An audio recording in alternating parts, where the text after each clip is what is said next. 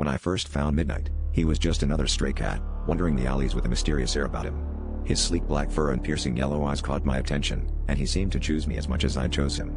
Little did I know, Midnight was more than just a feline companion, he was my unintentional guide into the unknown. It all started innocently enough, with him pawing at my door, meowing persistently until I followed him. But that night, he took me to an old cemetery I had never noticed before, hidden behind a dense thicket at the edge of town. As I stood there, an uneasy feeling crept over me, like I was being watched by unseen eyes. Life continued with Midnight by my side, but his nighttime explorations became more frequent and unsettling. Each time, he led me to places that seemed to exist in a parallel world, an abandoned factory with machines still humming as though caught in time, a forgotten tunnel echoing with whispers from the past. These places shouldn't have been there, or perhaps I shouldn't have been able to find them. I started questioning my sanity, wondering if Midnight was leading me to these places for a reason.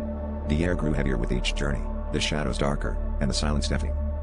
One moonless night, Midnight was more insistent than ever, his eyes glitting with an urgency I couldn't ignore. He led me to an ancient oak tree in the middle of a dense forest, its branches twisted and gnarled like the fingers of an old crone reaching for the sky.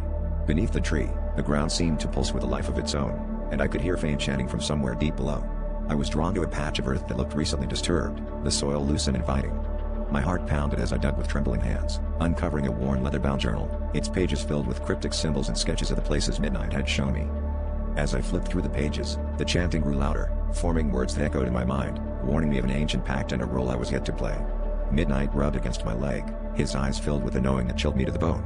I realized then that he wasn't just a cat, he was a sentinel, a keeper of secrets that were never meant to be unearthed.